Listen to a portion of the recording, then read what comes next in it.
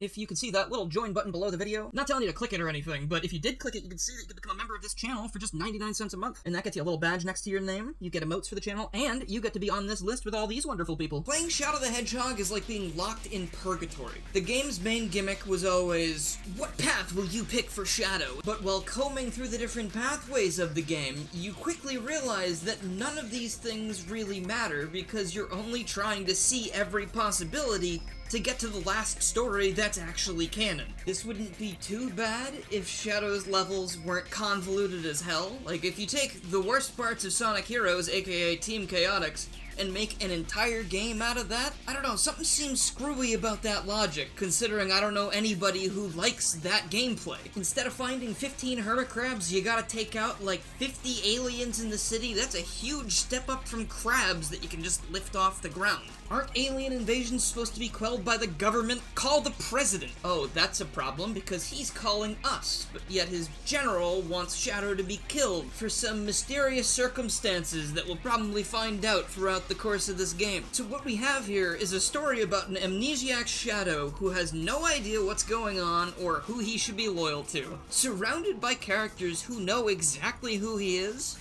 And then the literal demons show up, and they also know Shadow, and Shadow's like, I don't know who I should trust. Perhaps the people who I just defeated the giant robot dragon with? Oh no, okay, biblically accurate Satan says that he has my blood. We can just talk about that over tea and crumpets. The story is all over the place in this game. I don't even think that was an exaggeration of how weird things can get. The story is really hard to pin down here because depending on what levels you're playing throughout the campaign, you can get to different story points from different origin points, if that makes sense. For instance, you can get to Sky Troops by going from either Cryptic Castle on the dark pathway or Circus Park on the good pathway, by flip-flopping from good to bad. Therefore you're on Sky Troops for two very different reasons, and the reason they give you for being there when you get there is nothing. Shadow just teleports in, and that's all there is. Most of the scenes are like this. They're basically all non sequiturs. Shadow will just teleport into a location, usually with Black Doom or some other character, and he'll either yell something about his past, the Chaos Emeralds, or he'll say some of the funniest shit you've ever heard in a video game. Obviously, this one's trying to be super edgy because you have guns and swearing everywhere, but when you hear things like this... A Chaos Emerald? You've gotta be kidding me, guys. This is like taking candy from a baby, which is fine by me. It makes me wonder, because, like, were they trying to be edgy and they just went way too far and it comes off as funny?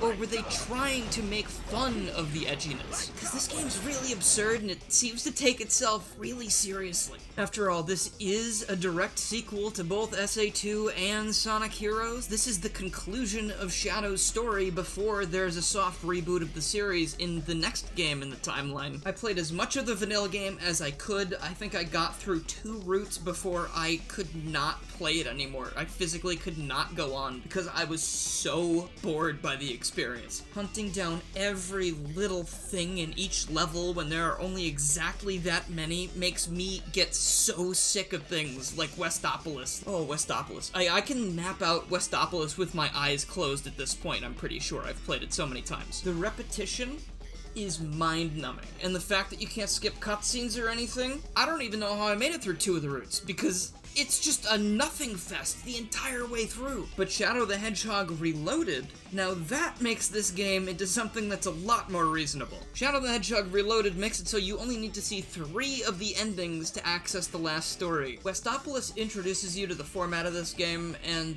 it immediately will tell you if it's going to be a game for you or not. Pretty early on, you find some soldiers that are attacking some aliens, so you either attack the soldiers by accident or the aliens by accident. You run into Sonic, and he goes, "Hey Shadow, let's go kill all the aliens in the city." But the Reloaded mod makes it less and actually adds more aliens to the city than you need to kill. So now you actually have a chance to, I don't know, breathe, have fun. It just makes it so the ball is more in your court. The other mission in Westopolis you can take part in, of course, is defeat 40-something soldiers or whatever it is. It's very similar to the Aliens mission, except now Black Doom is following you around going, "Yes! Shadow, yes, do that!" And if you accidentally hit one of his aliens, he's like, "What are you doing? You're literally the worst. It reminds me of that Shadow the Hedgehog cartoon from forever ago. Traitor! You failed the mission. Huh? So the gameplay annoys me, and the story annoys me, but with the mods and the fact that I've played these levels in this game for way too many hours for this video, I found myself wanting to play the game more. I don't know what it is about this game, but I think once you tone it down a little bit with the mod pack, it becomes just tolerable enough that you want to keep playing it. And I had a full script written for this video that went super in-depth on a lot of things, but as I'm standing here staring at it and trying to read it, I just don't want to. Like, I have it right here, it's printed out, you can hear it.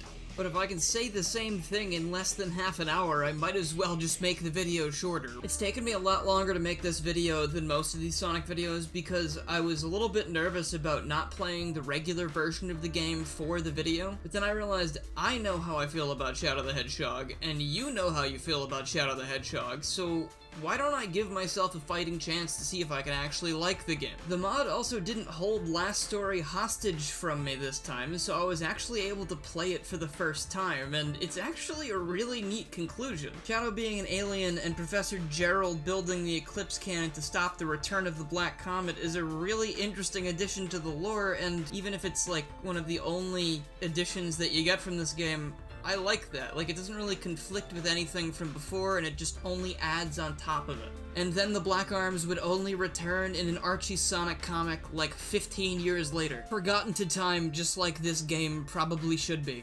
But if you like anything about Shadow the Hedgehog, and you can't stand the game, maybe you should try out Shadow the Hedgehog Reloaded and you can have an experience with it that'll actually leave you somewhat satisfied. I think the mod fixing the controls up a bit really does affect how I feel about the game. It plays a lot better than base Shadow the Hedgehog, and by extension it plays way better than Sonic Heroes. I always thought Shadow kinda controlled better to begin with. Yet again, simply the controls can change the way I feel about a game. This is the end of the video, like I just said. Thank you so much for making it this far, and I'd like to give a huge thank you to my current supporters, who are Mimic, Noah Wizbios, Danny Lee Dauber, Faye, Minty, Mega Traffic Cone, Dax, Scratch Tag 64, Ty Little Tech Guy, Jeremy, Crystal, Chaos, Dork in a Hat, and on Patreon we have Gino the Puppet and Noah Wizbios again.